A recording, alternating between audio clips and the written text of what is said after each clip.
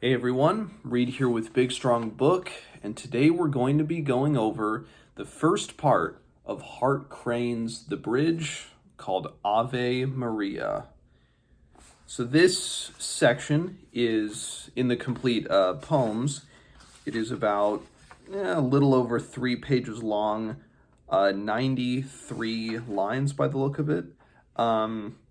Most or pretty much every stanza is 8 lines. It looks like 1, 2, 3, 4, 5, 6, 7, 8, 9. So similar to Brooklyn Bridge, the proem, but those stanzas, were 4 lines each, 10 syllables. These are 8 lines, double. Again, rhyme scheme, it doesn't seem like there is one.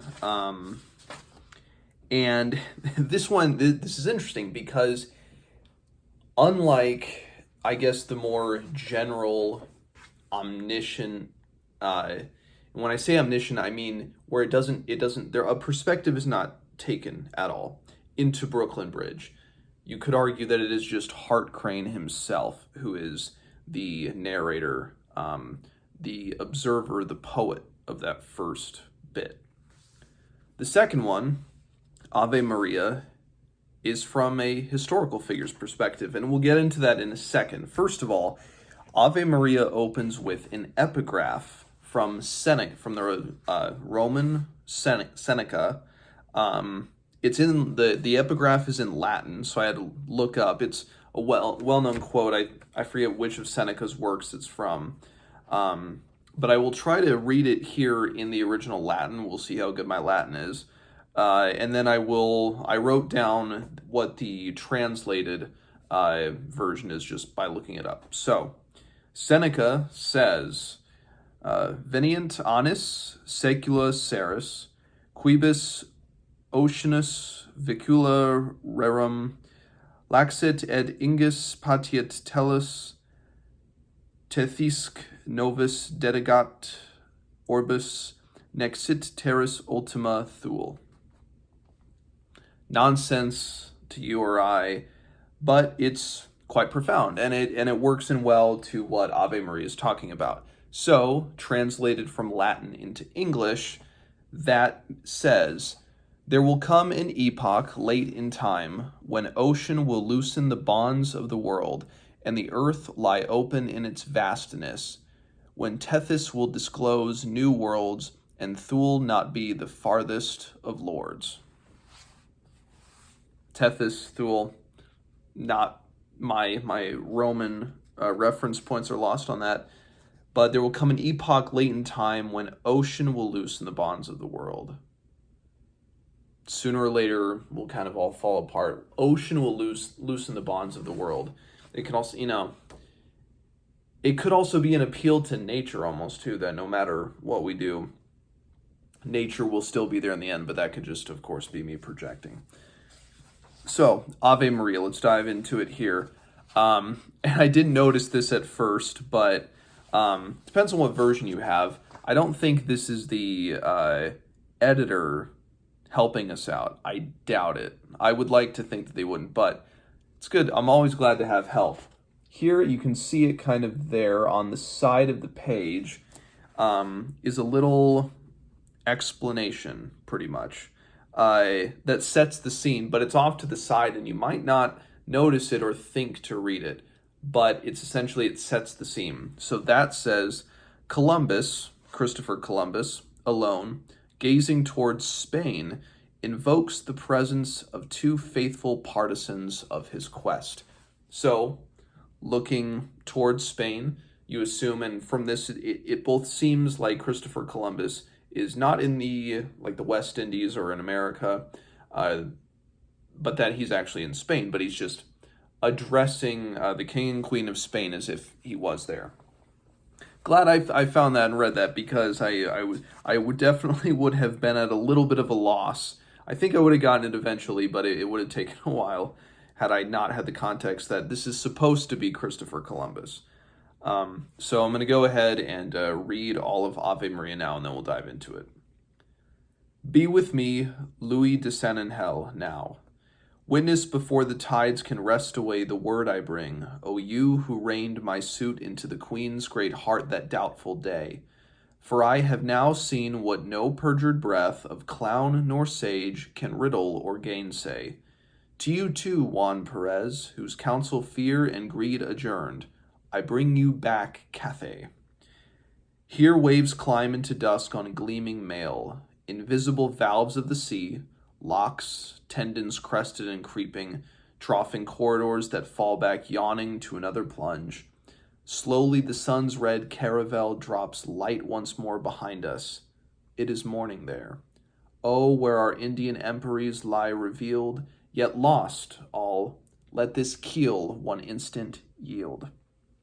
I thought of Genoa, and this truth, now proved, that made me exile in her streets, stood me more absolute than ever, biding the moon till dawn should clear that dim frontier, first seen, the Chan's great continent. Then faith, not fear, nigh surged me witless, hearing the surf near.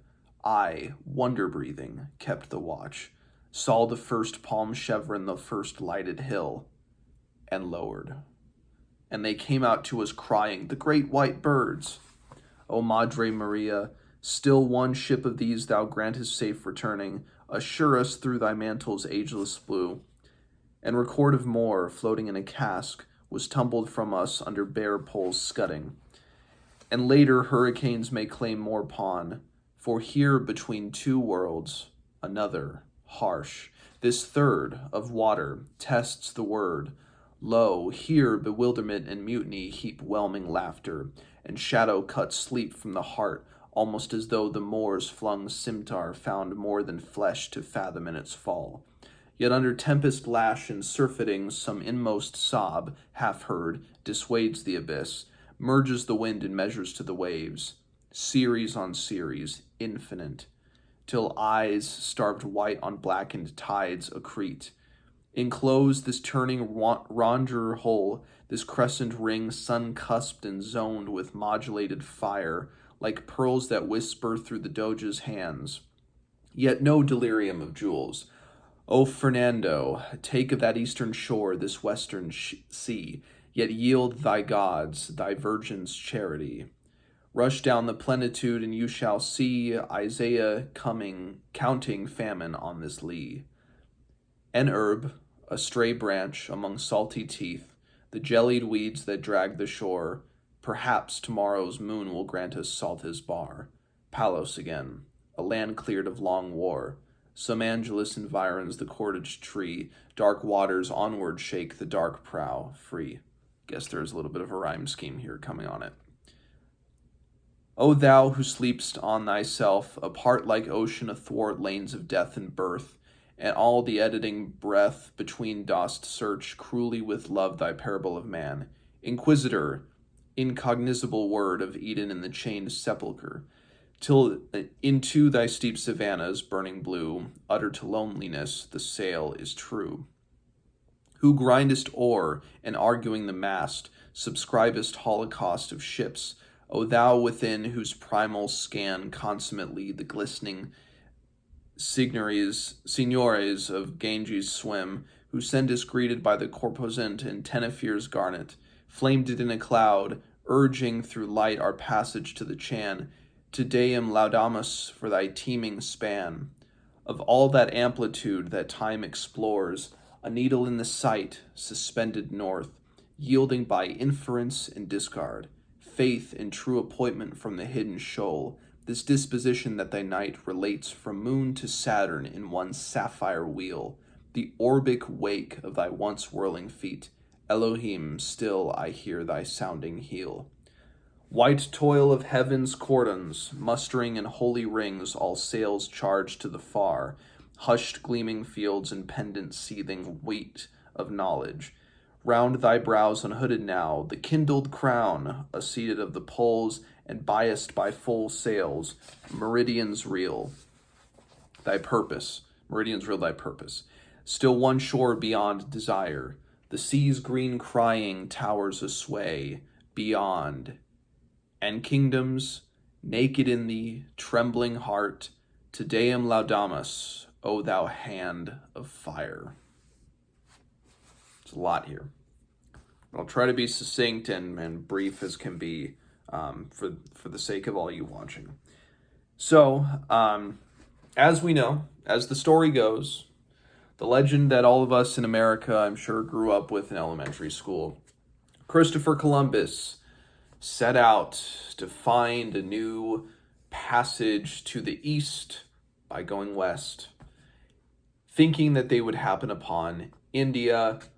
I believe that is why the West Indies are called the West Indies, because that is where Columbus first landed, thinking, of course, it's India, but then soon realizing that it is not. Although it would seem in this that he still believes it is both India. No, he doesn't yet. Yeah, lost all, let this key one instant yield. That he realizes that they are not in India. He realizes that they are lost, but he is hoping that there is something, and he hopes that not all is lost. So it's interesting, first of all, just the setting of this, what Crane does. He moves us forward, or moves us backwards rather, to the point where powerful European attention was drawn to the Americas. Of course, we have Amerigo Vespucci. Let's not forget him. Let us not forget Vikings making runs to Newfoundland hundreds of years before him. I mean, there have been numerous instances where Christopher Columbus was not the first. He was just the first with power and influence to do anything about it. Christopher Columbus, of course, an ultimately terrible legacy, and who knows what would have happened had he never found the West Indies, but whatever. So I bring you back, Cathay, where our Indian emperies lie revealed, and he thinks back again, this truth now proved that made me exile in her streets, stood me more absolute than ever. Essentially, that he could find the truth absolute was that he could find a Western route, that he had been exiled, he had been kind of made a fool of, and I love the transition between the third stanza, the final line, and then the beginning of the fourth stanza. So, the first palm chevron, the first lighted hill, with no punctuation, it's just, a period at the end, but the first palm chevron, the first lighted hill, meaning I wonder breathing. I love that too. This is the second last line in the third stanza.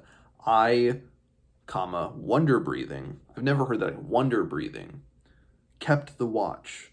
Saw, and then dash, saw the first palm chevron, the first lighted hill, and lowered. I'm assuming lowered the sails. And they came out to us crying, the great white birds, white men. O Madre Maria, still one ship of thou grantest safe returning. It's in parentheses. It's almost as if he fears something there. He fears, well, what if we don't return? Fear permeates the Ave Maria here, but it's in particular in that one moment of him being like, oh man, we might not return. It almost like it hits him in that moment. He's kind of up on, and he's praising himself, and he's like, yes, I was proven right.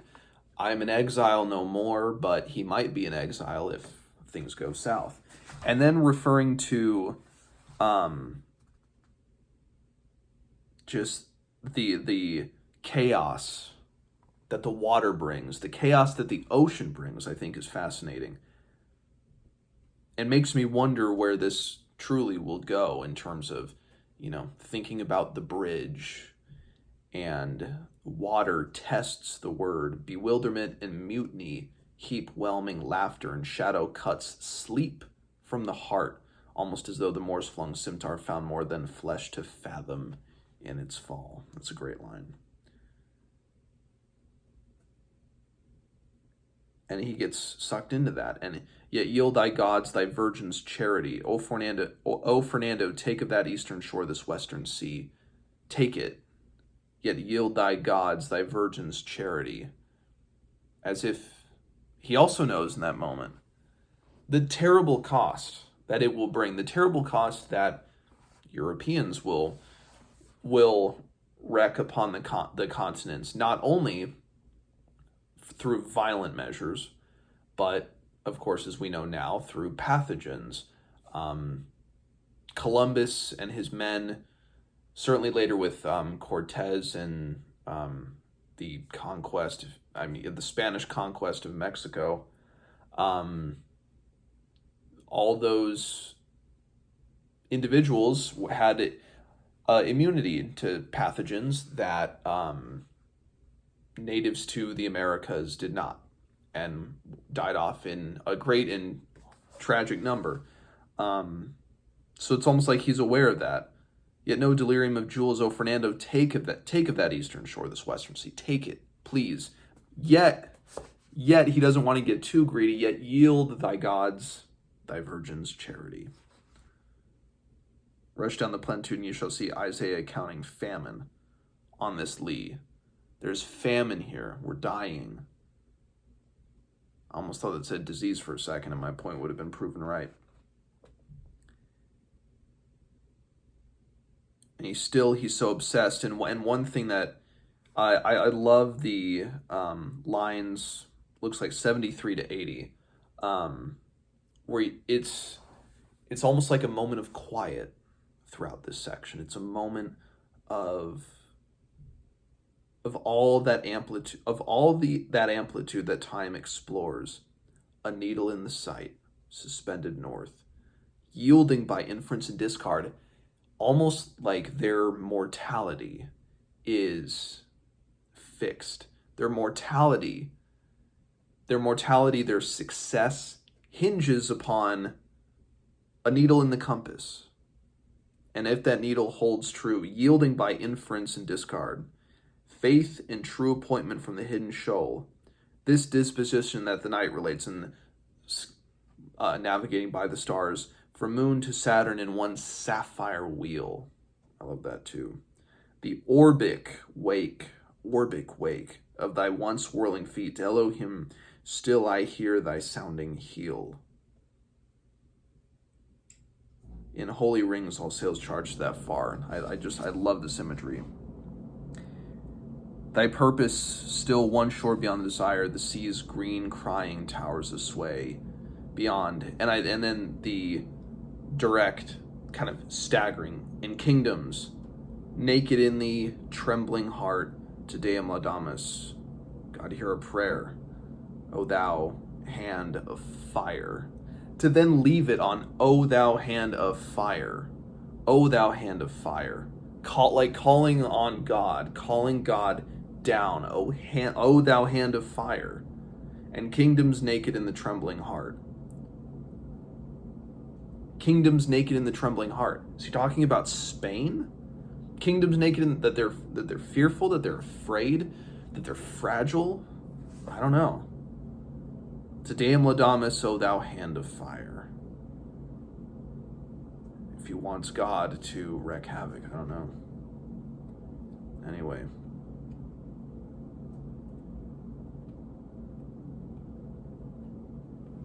Quite interesting. So, next time we will be discussing the first section of 2, Powhatan's Daughter, where we get into Pocahontas, it seems, or it would appear, just looking through it, and then Van Winkle, the river. Yeah, it'll be very interesting to see. So, Ave Maria, Hail Mary. Let's give it a Hail Mary with this, but this is great. This is great stuff. If you've read Ave Maria, if you've read The Bridge, if you've read Hart Crane, let me know what you think. And as always, I will see you guys next time.